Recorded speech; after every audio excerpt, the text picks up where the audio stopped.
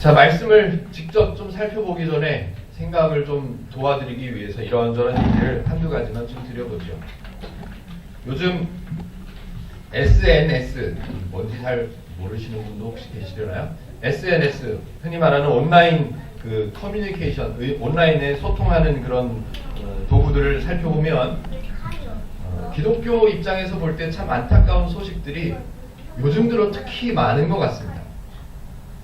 영화도 뭐 몇 편이 나와 있죠. 우리가 잘 아시는 대로 지난주에도 광고를 드렸었지만 허바디스라는 영화, 도대체 우리 교회가 어디로 가고 있는지, 한국 교회가 어디로 가고 있는지 그런 영화도 나와 있고요.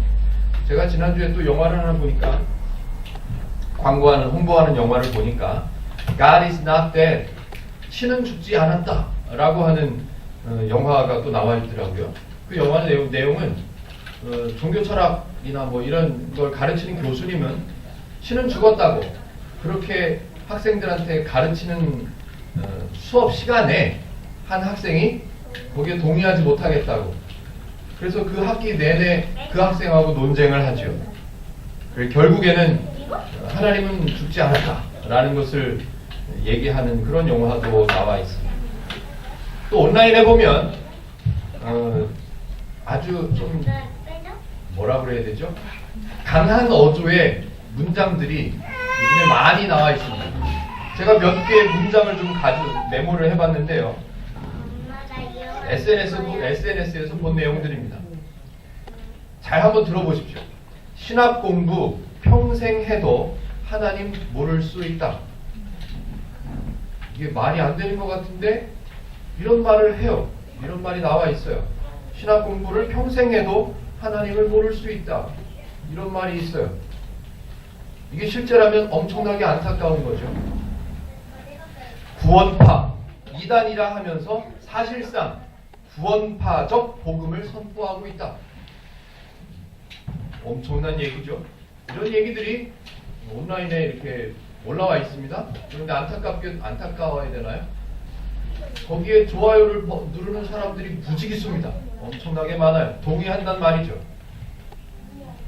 우리는 목사가 뭔지 알고 있었던 걸까? 이게 제목이에요. 지금 말씀드리는 게 긴 문장, 글 중에 제목이에요. 제목. 우리는 목사가 뭔지 알고 있었던 걸까? 이게 제목이에요. 목사의 불편한 진실, 목사는 제사장이 아니다. 이런 제목들이 온라인상에 계속 번져나가고 있습니다. 특히 요즘에는 그 CBS TV에서 다큐멘터리로 제작해가지고 몇 년 동안 준비했다고 그러죠. 몇 년 동안 준비해서 다큐멘터리로 요즘 계속 방영되고 있는 그 다큐멘터리의 제목이 신천지에 빠진 사람들이에요. 제목이. 제가 한두 개를 어제 들어봤어요. 뭐 상상을 초월합니다. 상상을 초월해요. 가정을 무너뜨리고 뭐 사람들의 마음에 상처를 만들어내는 집단들이 얼마나 많은지 모릅니다. 이런 얘기들이 무지기수로 막 나오고 있는 모습들을 보면서 많은 신학자들이나 목회자분들은 거기에 대한 진단을 또 합니다. 거기에 대한 진단을 막 이런 말로 쓰고 저런 말로 쓰고 써서 SNS에 올리기도 합니다. 때로는 어떤 교회를 가져오고 어떤 목회자를 가져오고 어떤 설교를 가져와서 도마 위에도 올려놓죠. 그래가지고 막 난도질을 해댑니다. 아, 이 설교는 이래서 잘못됐고 이래서 이 교회는 이런 거 잘못됐고, 예, 다 맞는 말들이겠죠. 이런 제목들 나오고 거기에 또 비판하고 거기에 난도질을 하고, 우리 기독교가 참 아픕니다. 한국 기독교가 특별히 요즘 들어서 많이 아픈 것 같습니다. 물론 제가 볼 때도 필요한 과정입니다. 없어서는 안 돼요. 있어야 됩니다. 그래야 잘못된 것이 좀 나아갈 수 있다고 생각하기 때문에 필요한 과정이라고 생각은 합니다만, 저 개인적으로 생각해도 많이 안타깝습니다. 기독교 안에 성경에 대한 오해와 왜곡이 우리는 원인이라고 우리 교회에서는 보고 있죠. 성경을 오해하는 것부터 시작됐기 때문에 많은 잘못된 문제들, 기독교적이지 못하고 복음적이지 못하고 하나님적이지 못한 그런 안타까운 현상들이 나타나고 있다라고 우리는 진단하고 있습니다. 여러분은 어떻게 개인적으로 진단하고 계십니까? 우리들 스스로를 생각해보면 잘 압니다. 남들 손가락질할 필요가 없습니다. 내가 성경을 잘 몰랐을 때 나는 어떻게 신앙생활을 했는가를 뒤돌아보면 어렵지 않게 그 원인은 발견됩니다. 하나님 말씀, 이거는 이해하거나 공부하는 게 아니라 믿어야 된다고.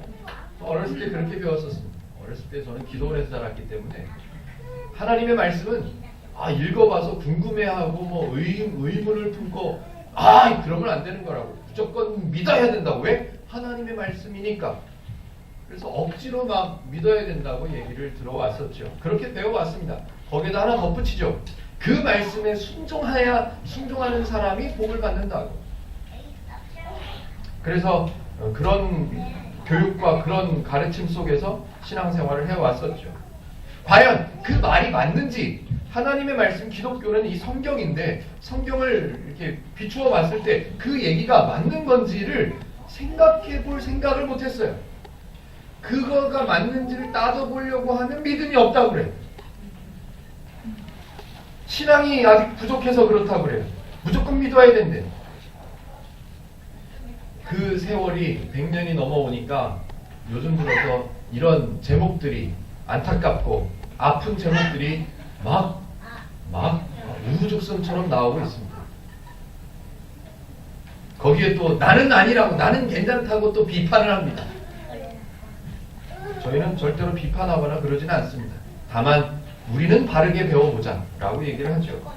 저 개인적으로는 어제 이제 설교를 준비하면서 이제 서론을 이렇게 메모를 하면서 그런 생각이 들었습니다. 한국 기독교에 왜 이런 아픔이 이제야 드러날까? 좀 한국의 기독교가 들어온 이후에 한 20, 30년 지나서 이런 아픔들이 좀 그때 있었더라면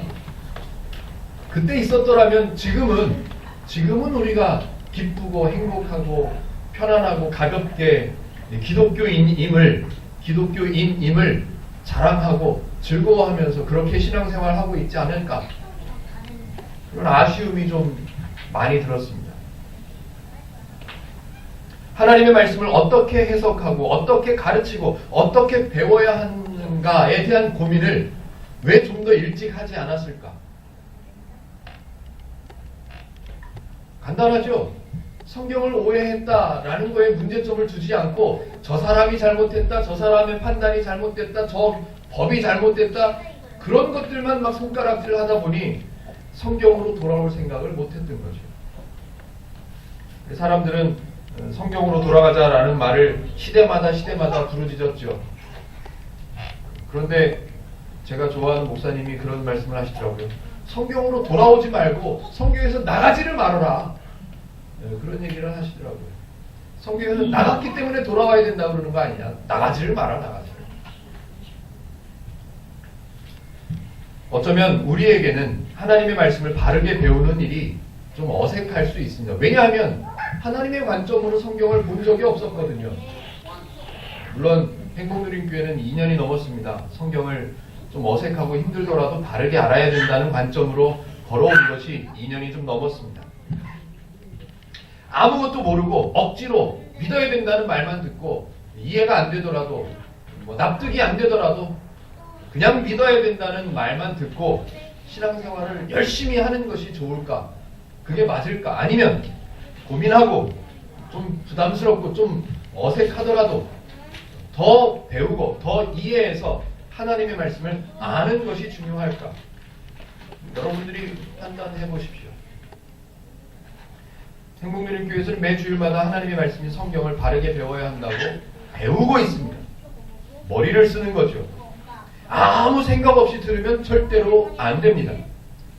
미리 읽어오시라고 부탁드리는 이유는 생각할 수 있는 거리가 생겨야 되니까.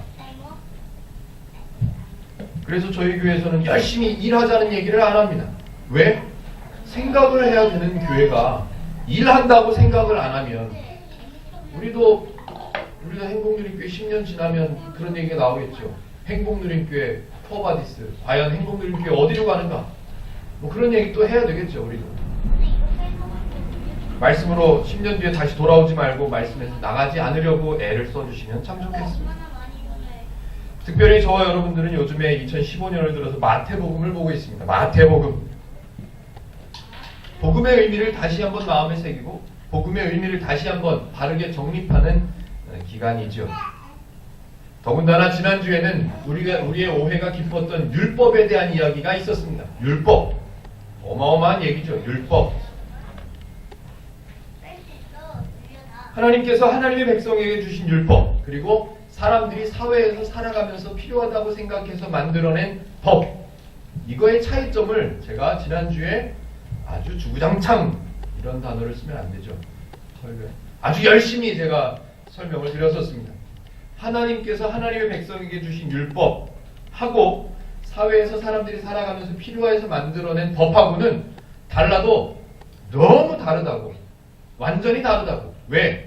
만든 주체가 다르고 주체자가 다르고 만든 목적이 다르고 만든 이유가 다르기 때문에 완전히 다르다고 제가 설명을 드렸었습니다. 안타깝게도 성경을 읽는 사람들조차도, 성도들조차도 하나님의 율법을 읽으면서 우리에게 익숙해 있던 사회의 법처럼 그런 기준으로 이해를 해왔기 때문에 문제가 심각했던 거죠.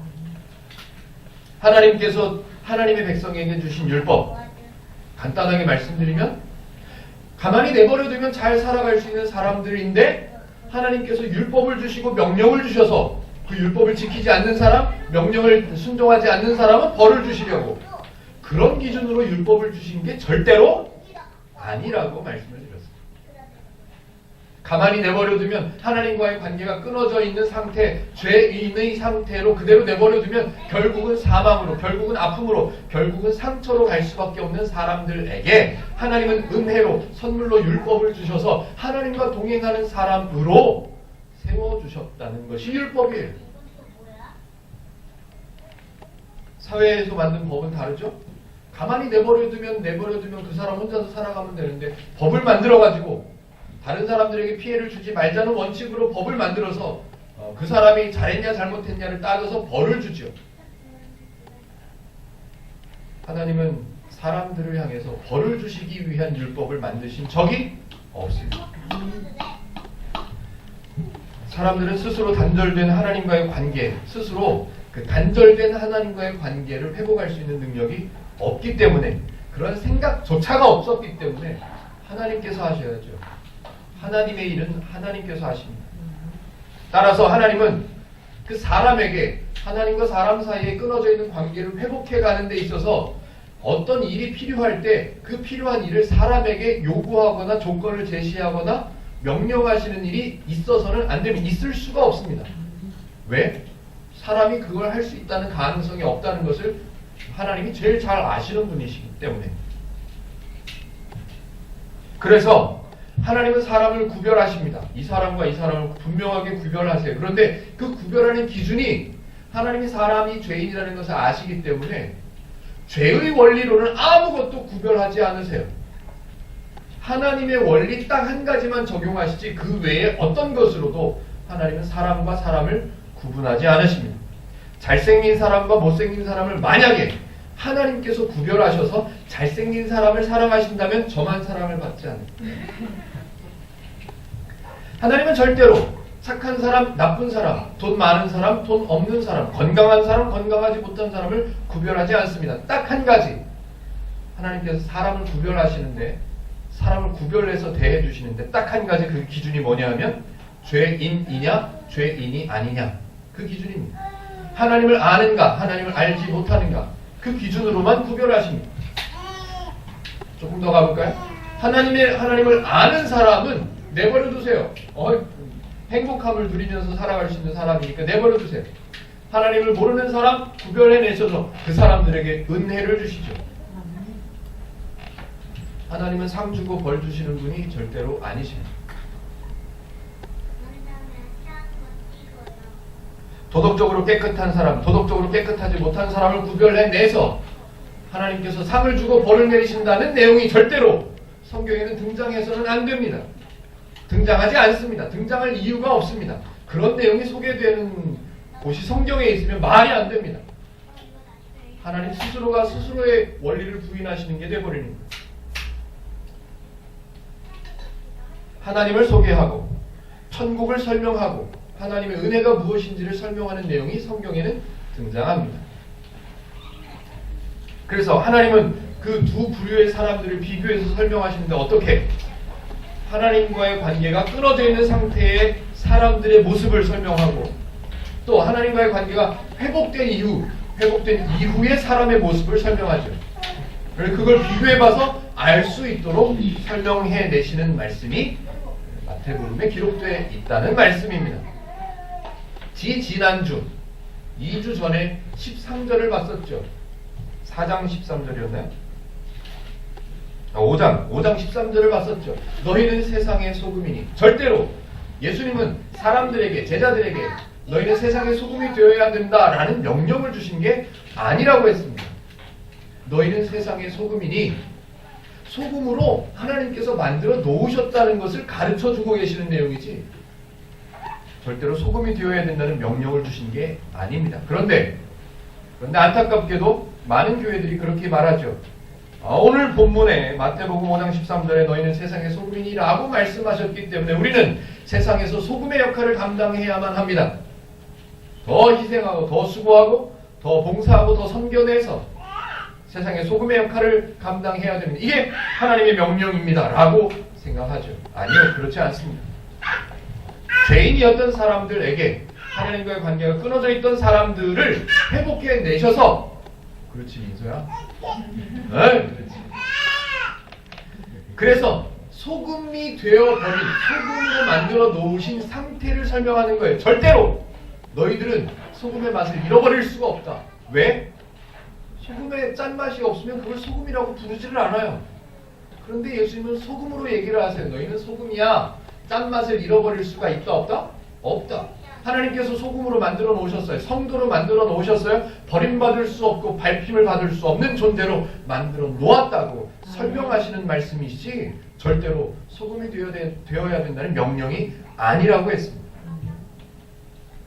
19절도 마찬가지였죠. 지난주에 살펴봤었습니다. 계명 중에 지극히 작은 것 하나라도 버리고 하나님의 명령을 잘 지켜야 된다는 명령이구나. 하나님께서 주신 율법을 잘 지켜야 된다는 명령이구나 라고 생각했었죠. 그렇게 배워왔었습니다. 율법 중에 가장 작은 것이라도 지극히 작은 거라도 버리거나 그렇게 가르치는 사람 그 사람은 내다 버려야 된다 라고 말씀하시면 우리가 겁을 먹어야 돼요. 그런데 당시 시대에 율법을 지켜야만 구원을 얻을 수 있다고 가르치고 배워왔던 그 시대 사람들에게 예수님이 말씀하시는 거예요. 그 율법 중에 그 계명 중에 가장 작은 거 지극히 작은 거라도 버리고 잊어버리고 모르고 지키지 못하고 행여나 그걸 잘못된 것을 가르치고 있는 사람이라 할지라도 어디에서? 천국에서 지옥에서가 아니라 그 사람이라 할지라도 천국에서 또 그 율법을 잘 지키고 잘 행하고 잘 가르치고 있는 사람 그 사람도 천국에서 작은 자와 큰 자라는 개념이 중요한 게 아니라고 했습니다. 어디서? 천국에서. 천국 사람으로 세우셨다는 걸 지금 설명해내는 과정이 마태복음이라고 했습니다. 그래서 19절에 이렇게 써있죠. 그러므로 누구든지 이 계명 중에 지극히 작은 것 하나라도 버리고 또 그같이 사람을 가르치는 자는 어디에서? 천국에서 지극히 작다 일컬음을 받을 것이요 누구든지 이를 행하며 가르치는 자는 천국에서 크다 일컬음을 받으리라. 하나님이 다스리시는 천국 큰 사람 작은 사람이 있다고요? 없다고요? 없다고요. 크고 작은 사람을 설명하기 위해서 이 내용을 쓴 게 아니에요. 천국에서가 중요한 거예요. 천국에서. 이런 기준은 말씀을 드리고 나면 설명을 드리고 나면 너무너무 단순해요. 아주 간단한 기준이에요. 아주 기본적인 기능이에요. 그런데 이 단순하고 기본적인 아주 쉬운 이 하나님의 기준이 한국에 들어와서 이상한 토테미즘이나 이런 이상한 신앙들하고 막 섞여버렸죠. 그래서 제가 가끔 표현하는 표현은 기독교가 애매하게 섞여버린 종교가 되어버렸다고 제가 설명을 해드립니다. 애매하게 섞였습니다. 이것도 이거 같고 저것도 저거 같고 뭐 그런 기독교가 되어버렸죠. 그런 기준을 갖게 되어 애매하게 섞여버린 기준으로 우리는 배워왔기 때문에 성경을 바르게 이해하는 게 너무너무 어렵게 되어버렸어요. 차라리 아무것도 배우지 않았더라면 성경을 배울 때 하나님은 이렇게 말씀하시는구나 하면 쉬워요. 그런데 나는 이렇게 생각했었는데 성경에 이렇게 써있네? 그럼 어려워지는 거죠. 단순하지만 아주 기본적이고 아주 쉽지만 너무나도 중요한 이 기준을, 하나님의 기준을 저와 여러분들은 성경을 대할 때마다 잘 갖고 있어야 됩니다. 이걸 놓치면, 이걸 잃어버리면 성경을 바르게 이해한다는 것 자체가 어려워집니다. 세상에 소금이 되어야 된대. 그럼 우리는 지금부터 소금의 성분과 소금의 원리와 소금의 과학적인 그런 걸 다 배워야 돼. 그런 걸 연습해야 되고 짠맛을 잃어버리지 않도록 훈련해야 돼. 그런 내용이 아니라고. 오늘 저와 여러분들이 좀 길지만 함께 읽었던 본문 21절부터 48절까지의 내용을 보면 말씀드렸던 것처럼 이렇게 나눠보면 5가지 정도의 내용이 주제가 등장합니다. 한번 슬쩍 한번 훑어볼까요? 21절부터 26절까지는 살인하면 심판받아. 그러니까 그렇게 얘기를 했었는데 형제에게 욕하는 자도 지옥불에 들어가게 되고 고발하는 자들은 빨리 가서 화해해야 되고 뭐 그런 얘기들이 써 있습니다. 27절부터 32절까지를 보면 가늠하지 말라고 얘기를 했었는데 아니야, 그 정도 가지고는 안 돼. 이미 그 음욕을 품고 여자를 보는 사람마다 다 이미 가늠한 거야 라는 얘기가 써 있습니다. 33절부터 37절까지는 맹세에 대한 얘기가 나오죠. 헛맹세를 하지 말라고 했었는데 아니야, 맹세 자체를 하지 마. 맹세를 하지 마. 아예 맹세를 하지 마. 그냥 아니면 아니라 그러고 그면 기다 그러고 이건 충청도인데 그렇다면 예 하면 예만 하고 뭐 그런 얘기가 써 있고요. 38절부터 42절까지는 눈은 눈으로 갚고 이는 이로 갚어 라고 얘기를 했었는데 아예 그러지 말고 다 덮어주고 거절하지 말고 오리를 가자 그러면 십리를 가지고 오른뺨을 때리면 왼뺨을 돌려내고 그런 얘기들이 나옵니다. 43절부터 47절, 48절은 빼고요. 47절까지 읽어보면 이웃을 사랑하고 원수를 미워하라고 했었는데 그게 아니고 원수를 사랑해.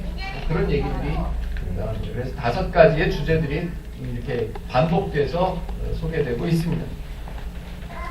저는 한 가지 주제를 집중해서 좀 설명을 드리고 나머지는 여러분들에게 판단을 넘겨드리겠습니다. 21절부터 47절까지의 내용은 지금 설명드린 대로 5가지 주제가 나오는데요. 하나님의 기준으로 읽지 않고 우리에게 익숙해 있던 사회에서 만든 사람들의 필요에 따라서 만든 법, 그 기준으로 읽어보면 이건 어렵지 않아요. 그냥 뭐 술술 오토매티컬하게 자동적으로 이해가 됩니다. 예전에는 이랬었는데 지금은 좀 더 세졌네? 이렇게 해야 되는구나 라고. 어렵지 않아요. 구약에서의 율법으로는 사회의 질서를 유지하기 어렵다. 지금은 많이 바뀌었지. 지금은 사회가 더 복잡해졌지. 그러니까 그 구약 시대의 율법 가지고는 안 되니까 예수님께서 더 강하고 더 구체적인 율법으로 새로운 율법을 주셨다라고 생각하면 아주 합리적인 것 같고요. 아주 이치에 맞는 것 같고요. 아주 자연스러운 것 같고요. 그래 보입니다. 그렇게 이해하면 쉽습니다. 그러나 그런 방식으로 그런 식으로 이해를 하면 문제가 하나 생깁니다. 뭐냐면 제가 서론에서 열심히 설명드렸던 하나님의 기준에 어긋나요. 하나님의 기준에 맞지 않아요. 원수를 사랑한 사람, 원수를 미워한 사람, 두 사람이 구별돼서 원수를 미워한 사람, 원수를 사랑한 사람, 이게 구별이 되어버리면 하나님은 구별하지 않으신다며요. 죄 말고는 사람을 구분하지 않으신다는 하나님의 원리에 어긋나게 되는 거예요. 그렇다면 결론은 2가지 둘 중에 하나죠. 하나님께서 마태복음 5장 21절부터 48절까지를 잘못 쓰셨든지 아니면 21절부터 48절까지를 읽은 우리가 오해를 했든지 둘 중에 하나죠. 그런데 전자의 경우로는 생각하지 않고 후자의 경우로만 생각해서 설명을 할 겁니다. 왜냐하면 하나님의 말씀은 잘못될 수가 없는 말씀이에요. 첫 번째 주제 21절 22절입니다. 제가 한번 먼저 읽어볼게요. 옛사람에게 말한 바 살인하지 말라. 누구든지 살인하면 심판을 받게 되리라 하였다는 것을 너희가 들었으나 나는 너희에게 이르노니 형제에게 노하는 자마다 심판을 받게 되고 형제를 대하여 라가라 하는 자는 공회에 잡혀가게 되고 미련한 놈이라 하는 자는 지옥불에 들어가게 되리라. 22절에 나오는 라가라 하는 자는 이 말은요, 어떤 분은 제가 중학교 때인가 고등학교 때인가 들었던 얘기예요. 라가라 하는 자마다 공회에 잡혀가게 되니까 우리는 라가라 하지 말고 들어오라 하자. 나가라고 하지 말고 들어오라고 하래요. 아니고요. 이게 원어 그대로 이제 발음을 옮겨 놓은 건데 욕하는 걸 얘기하는 거예요. 뭐 나쁜 놈이라 쉽게 말하면 우리나라 식으로 표현 쌍두문자를 써서 욕하는 거 이런 걸 얘기하는 거예요. 라가라 하는 자들 이렇게. 자, 도덕의 기준이나 또 무언가를 사람에게 요구하는 내용 이런 내용이 나오면 안 된다고 말씀을 드렸고 죄 이외의 기준으로 사람을 구분하는 내용이 등장하지 않는다고 말씀을 드렸습니다. 그건 변할 수 없는 기준이에요. 하나님의 기준으로 보면 살인하는 행위, 화내는 것, 욕하는 것, 형제에게 라가라고 하는 것, 들어오라고 안 하고 라가, 형제를 라가라고 부르는 것, 그런 내용이 강조되어서는 안 된다는 거예요. 그런데 우리는 이 구절을 읽으면 살인하면 안 된다는 말로는 부족하구나. 그러니까 옛날에는 그걸로 됐었는데 이제는 그 율법으로는 부족해서 예수님께서 이 땅에 오신 이 시대에는 부족해서 라가라고 욕하는 것만 하더라도 지옥불에 던져진다. 이렇게 좀 강하게 율법을 새로 개정하시는 거구나 라고 생각하는 것은 우리의 일반적인 습관대로 이해되는 거예요. 이건 어렵지 않아요. 그러면 겁이 나겠죠. 두려워야겠죠. 자, 한번 생각해 보세요. 형제에게 욕한 사람 지옥불에 던져진대요. 여러분 스스로를 한번 생각해 보세요. 형제에게 욕하신 분? 형제에게 욕하신 지옥불에 던져진대요. 참, 우리는 따뜻한 보일러가 평생 주어질 거예요. 절대로 그런 내용이 등장해서는 안 되는 거예요. 그렇다면 자, 오늘 21절, 27절, 28절, 29절, 30절까지 쭉 읽었는데요. 그렇다면 본문은 뭘 얘기하려고 하는 걸까? 본문은 왜 이런 말씀을 기록해 놓은 걸까? 하나님은 분명히 사람을 구분한다고 했습니다. 어떤 사람, 죄인이었을 때 모습을 갖고 있었던 사람, 또 성도의 모습을 갖고 있는 사람, 두 사람을 분류하고 비교하는 것 외에는 절대로 다른 기준으로 설명하지 않는다고 그랬습니다. 제가 예를 들어서 설명을 좀 해보려고, 이해를 도와드리려고 늘 말씀드립니다. 예화는 예화예요. 예는 예를 들어서 설명드리는 건 그냥 예예요. 제가 의도하는 바만 이해를 하시면 됩니다. 자, 이승호라는 사람이 있습니다. 그럭저럭 생겼죠. 그런 사람이 있습니다. 한 30년 전 얘기를 해보죠. 초등학교 몇 학년일까요? 한 15살이니까 초등학교 중학생 되나요? 중학교 1학년 오케이 좋습니다. 중학교 1학년 2학년 그때는 무슨 얘기를 들었을까요? 숙제를 잘해야 돼. 공부 열심히 해. 그러면 짜장면? 오케이. 그 정도 얘기를 들었었겠지요. 숙제를 잘하면 짜장면 쏜다. 이런 얘기를 들었었겠죠. 그때 당시에는. 그러나 30년이 넘어서 지금 저에게 누군가가 뭔가를 말씀하신다면 그 정도로는 안 되겠죠. 그 정도로는 안 되겠죠. 설교 망치면 짜장 못 먹는다. 이 정도는 돼야 되겠죠. 설교 망치면 탕수육 안 사준다. 이 정도 돼야 되겠죠. 저에게 누군가가 협박하기 위해서 설교 망치면 탕수육 못 준다. 저 혼자도 탕수육 사 먹을 수 있습니다. 제 아내한테만 잘 보면 탕수육 먹습니다. 저는 탕수육 못 먹는다는 말이 겁나지 않아요. 두렵지 않아요. 그런데 중학교 1학년, 2학년한테는 약간의 두려움이 될 수도 있겠죠. 탕수육을 먹기 위해서 공부를 숙제를 열심히 할 수밖에 없겠죠. 저의 30년 전 사람에게, 이승호라는 15살짜리 사람에게는 그렇게 말했었어요. 숙제를 잘해야 된다고, 그래야 짜장을 먹는다고 얘기를 했었어요. 그러나 지금 저 44이나 먹은 저는 목사가 되어 있고 행복누림교회 설교하는 사람이 되어 있는 저에게는 탕수육을 못 먹는다는 말은 절대로 협박이 될 수가 없습니다. 겁난 얘기가 아니에요. 그런 얘기를 하는 거예요, 지금. 왜냐하면 이승호라는 사람이 지금 설교하는 목사가 되어 있다는 것을 사람들에게 알려주고 싶고, 이승호라는 사람에게도 너는 이제 설교하는 사람이 되어 있구나라고 인정해주는 얘기가 될 수밖에 없는 거죠. 너 탕수육 못 먹으니까 설교 똑바로 해.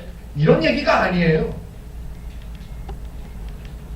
초등학생, 중학교 1학년이었던 이승호하고 목사가 되어 있는, 설교하는 사람이 되어 있는 이승호하고 둘을 비교해서 설명해 주는 거예요. 지금은 이런 사람이 되어 있다라고요. 자, 21절에서 제일 중요한 단어는, 우리가 초점을 맞춰야 하는 단어는 옛사람에게 말한 바예요. 옛사람에게 말한 바. 옛사람요, 옛사람. 하나님도 잘 모르고, 예수님, 하나님의 은혜도 모르고, 하나님의 원리도 모르던 그 옛사람에게는 살인하지 말라고 했었다. 그런데 나는 너희에게 말한다. 22절에요. 나는 너희에게 말한다예요. 지금 어떤 지금요? 예수님께서 이 땅에 오셔서 죄와 단판을 지으시고 사단아 물러가라. 죄에게 너는 이제 끝장났다고 선포하신 후에 죄의 문제가 해결된 지금 너희에게 내가 말한다라고 하는 거예요. 이전에 옛사람하고 지금 너희하고를 비교해서 설명하는 거지, 절대로 도덕적인 얘기, 윤리적인 얘기, 그런 얘기를 비교해서 더 강한 율법을 주시, 그런 말이 아니라는 말이에요. 22절의 첫 부분에 써있죠. 나는 너희에게 이르노니라고. 지금 예수님께서 가르치시는 대상들, 회중이나 제자들은 옛사람이 아니라는 거예요. 옛사람이 아니라는 거예요. 옛사람은 그랬었어. 옛사람은 짜장을 먹기 위해서 숙제를 했어야만 했었어. 그러나 너는 탕수육을 못 준다고 해도 너는 괜찮은 사람이야. 왜? 탕수육 충분히 먹을 수 있는 사람이고, 설교 충분히 할 수 있는 사람이고, 제가 설교를 잘한다는 얘기가 아니에요. 그렇게 인정을 해주는 얘기지, 이게 탕수육을 안 준다고 겁주는 얘기가 아니란 말이에요. 나는 이제 너희에게 말하노니예요. 여기서 한 걸음만 더 들어가 보죠. 사람들은 왜 열심히 살까요? 사람들은 왜 노력해야 한다고 생각할까요?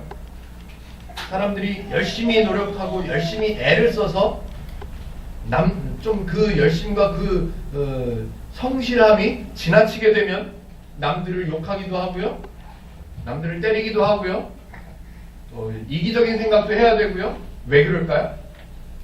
심지어는 살인까지 하기도 합니다. 왜 그럴까요? 그 사람들이 시간이 남아서 그럴까요? 그 사람들이 다른 사람을 욕하는 게 원래 천성이라서 그럴까요? 그 사람들이 다른 사람들의 물건을 훔치는 게 그게 그렇게 해야 될 것 같아서, 그런 의무감으로, 그런 명령을 받아서 그렇게 할까요? 아니요. 모든 사람들은 행복하고 싶어서 그렇게 하는 거예요. 내가 저렇게 하면, 내가 그 일을 하면 더 지금보다 더 나은 생활, 더 행복한 삶을 살 수 있을 거라고 생각하기 때문에 도둑질하는 거예요. 돈이 문제라고, 가난한 게 문제라고 생각하기 때문에 가난을 해결하기 위해서 도둑질을 하는 거예요. 저 사람 때문에 내가 못 산다고 생각하면 저 사람을 욕할 수밖에 없는 거예요. 왜? 그래야 내가 조금 더 행복해질 수 있다고 생각하니까요. 문제는 내가 더 행복해질 수 있는 목적은 같은데 그 방법에 대한 생각 다른 거예요. 그 방법에 대한 생각이 다른 거예요. 하나님의 원리, 하나님께서 우리에게 무엇을 주셨는가를 모르면 당연히 내 능력으로 행복해져야 된다고 생각하죠. 그러니까 욕해야죠. 도둑질해야죠. 맹세를 해야죠. 왜 맹세를 해요? 내가 저 사람한테 무시받지 않으려면 저 사람이 나를 못 믿게 하지 않으려면 나는 하늘을 걸고 맹세라도 해야지. 내가 인정받아야 되니까. 33절부터 37절에 그런 맹세에 대한 이야기가 나오죠. 왜 성경에는 이렇게 옛사람하고 지금 너희하고를 비교할까요? 제가 한번 이해가 되실는지 모르겠지만 설명을 잘 한번 드려볼게요. 잘 한번 들어보십시오. 형제에게 원망 들을 만한 일이 생각이 났어요. 내가 저 형제한테 욕했던 게 생각이 나고 내가 저 형제를 속였던 일들이 막 생각이 나요. 그래서 그게 좀 마음에 찔려요. 아니야. 내가 저 사람보다 나은 사람이라는, 저 사람보다 내가 힘이 더 세다는 거, 저 사람보다 내가 나이가 많다는 거, 저 사람보다 내가 돈이 더 많다는 걸 저 사람도 알아야 돼. 그냥 내버려둬. 그냥 내가 저 사람한테 야단쳤던 거, 욕했던 거 그냥 내버려둬. 그거는 내가 그렇게 내버려둬야 내가 인정받고 내가 더 높은 사람, 내가 더 행복한 사람이 될 수 있을 거라는 판단 때문에 그래요. 그런데 성경은 지금 뭐라고 그러냐면 옛사람은 그럴 수 있었어. 옛사람은 그게 너무 심하니까 그 생각 자체가 잘못됐다고 율법을 주셨던 거예요. 살인하지 말라고. 그런데 지금 나는 너희에게 뭐라고 하냐면 형제에게 욕하는 것도 하지 마라. 라가라고 하는 것도 하지 말라고. 왜냐하면 더 강한 율법, 천국에 들어갈 수 있는 방법, 그런 걸 제한하려고 탕수육 먹을 수 있는 방법을 얘기하는 게 아니에요. 충분히 너는 천국을 소유한 사람, 탕수육 먹을 수 있는 사람이 되어 있다는 것을 너는 왜 그걸 모르냐? 너는 다른 사람을 욕해서, 다른 사람을 시기해서, 다른 사람을 속여서 행복해질 수 있을 거라고 생각하는 그 생각 자체가 잘못된 거예요. 왜냐하면 내가 이미 너는 지금의 옛사람 말고 지금 너는 내가 천국을 소유한 사람으로 만들어 놓았기 때문에 너는 다른 사람들을 욕해서라도 행복해져야 된다는 생각? 그거 잘못된 거야. 그거 필요 없어. 천국에 들어가기 위해서 남들을 밟아야 된다는 생각? 그거 필요 없어. 왜? 너는 이미 천국을 소유한 사람이 되어 있으니까. 맹세를 해서 네가 인정을 받아야 된다고 생각하냐? 아니, 맹세를 할 필요가 없어. 왜? 너는 이미 하나님께서 인정한 사람이니까. 복음 중에 복음인 거예요. 복음 중에 복음인 거예요. 만약에 저와 여러분이 이전에 배웠던 원리대로 사회의 법, 사회에서 사람들이 만든 법의 원리대로 오늘 본문을 읽어서 이해를 한다면, 예를 들어 봅시다. 형제를 향하여 욕하지 말아야 천국에 갈 수 있다 라고 율법을 우리에게 주신다면 어느 욕이어야 욕인 거예요? 저놈의 자식 이것도 욕이요? 그러면 그게 아니면 그 정도는 괜찮아. 그러면 쌍두문자가 들어가는 욕 정도 하면 지옥 가는 거예요? 기준이 없어요. 제가 지난주에도 말씀드렸잖아요. 만약에 형제를 나가라고, 형제를 들어오라고 이것만 생각나시면 안 되는데, 형제에게 욕하는 거가 지옥에 가는 기준이 된다면 그 욕에 대한 구체적인 기준이 제시가 돼야 돼요. 근데 그게 중요한 게 아니기 때문에 그거에 대한 분명한 기준이 등장하지 않아요.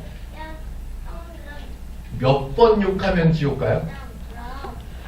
나도 모르게 한 욕은 지옥에 용서받을 수 있고, 의도적으로 한 욕은 어디까지 여자를 쳐다봐야 간음이에요? 우리는 행복누림교회 모든 남자들은 여름에는 바깥에 나오면 안 돼. 천국 가려면 여름에는 수영장? 아이고, 포기하세요. 쳐다도 보면 안 돼. 그거예요? 그게 복음입니까? 천국 가기 위한 조건을 제시하실 이유가 없는 거예요. 왜냐하면 하나님께서 천국을 주셨기 때문에 천국 가는 조건으로 제시하는 내용이 성경에는 등장할 필요가 없는 거예요. 우리를 박해하는 자들을 위하여 기도해 주래요. 우리를 박해하는 자들은 우리도 응징을 해야지요. 그게 우리의 원리잖아요. 우리를 박해하는 사람들, 우리를 무시하는 사람, 우리를 뭐라고 씹는 사람이 있으면 우리도 응징을 해야죠. 그에 상응하는 대가를 보여줘야지요. 그래야 내가 인정받고 내가 낮아지지 않고 내가 무시당하지 않는다고 생각하죠. 그런데 성경은 얘기합니다. 그 사람이 너를 무시하는 건 아무짝에도 쓸모가 없어. 왜냐하면 하나님이 너를 인정하고 있으니까. 그래서 말씀하시는 거예요. 너를 박해하는 사람 위에서 생각해줘. 너를 박해하는 사람 위에서 기도해줘. 괜찮아. 너는 그런 사람이 된 거니까.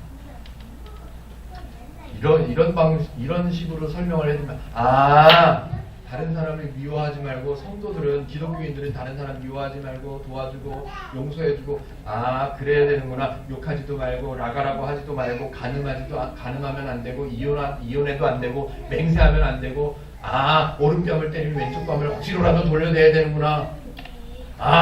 그렇게 착한 사람이 되어야 되는구나 라는 얘기가 절대로 아니란 말입니다. 나는 오늘 마태복음 5장 21절부터 48절까지를 읽었으니까 이제부터는 더 착하게 살아야지, 이게 마음에 들어와서는 안 된다고요. 내가 이런 사람으로 하나님께서 만들어 놓으셨구나, 이게 알아줘야죠. 이게 하나님은 분명하게 구분하십니다.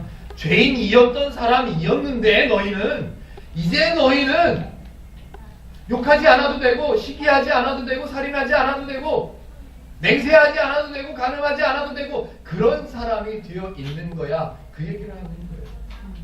절대로 여러분, 오늘 말씀의 은혜를 받으신 여러분은 절대로 남들을 미워해서는 안 됩니다. 이 얘기가 아니라니까요. 뜨끔한, 내가 저 사람을 미워했었는데 그러면 안 되는구나, 이게 아니라니까요. 이걸 바꾸는 게 참 쉽지가 않아요. 하나님을 설명한 거고, 성도된 사람의 모습을, 신분을, 자격을 설명한 건데, 이 얘기를 읽으면 왠지 자꾸 찔려. 욕하지 말라 그러지. 그게 아니라고요. 그냥.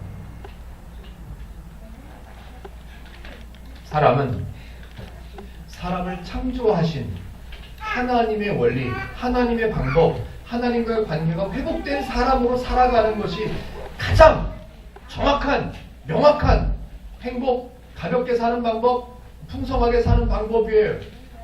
그런데 하나님을 모르면 나밖에 없으니까, 내 힘밖에 없으니까, 내 돈을 믿어야 되고, 내 힘을 믿어야 되고, 내 건강을 믿어야 되고, 내 나아바리를 믿어야 되고.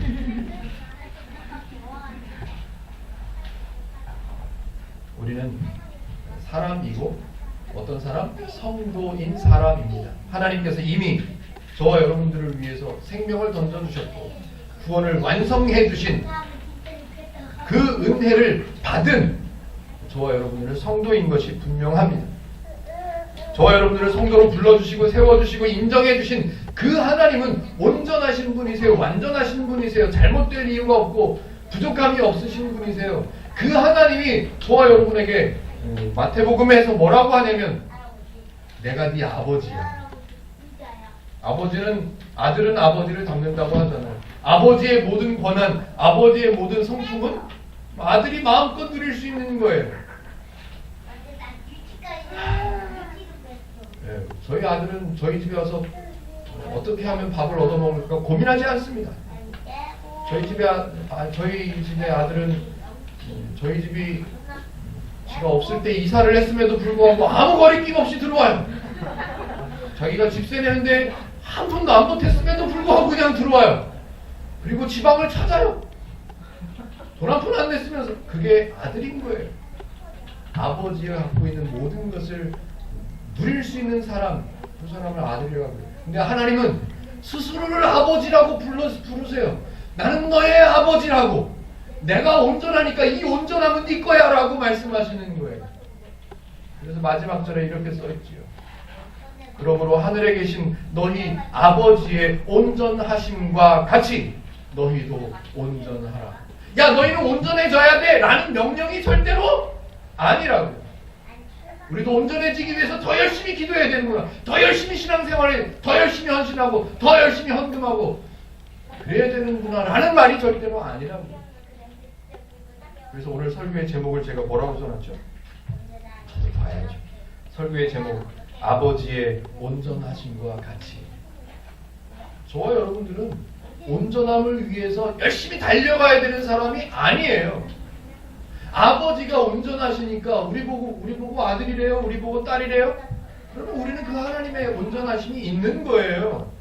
그 온전하심, 하나님의 방법, 하나님의 원리대로 살면 우리가 신앙 고백했잖아요. 그게 제일 좋은 방법이라니까요. 우리를 온전하라고 명령하시는 하나님이 절대로 아니심을 아시고요. 온전하게 완성하신, 저와 여러분들을 온전하게 완성하신 하나님이 그 온전하게 만들어 놓은 성도를 설명하는 내용으로 오늘 복음서를 여러분들의 마음속에 다시 한번 새기셨으면 좋겠습니다. 우리를 하나님의 자녀로 온전하게 하신 하나님, 이미 자녀에게 주실 그 은혜를, 그 복을 다 주신 하나님을 알고 배우셔서 그 은혜, 그 복, 그 행복을 누리면서 살아가는 저와 여러분들 되시기를 주님의 이름으로 축복해 드립니다. 기도하겠습니다.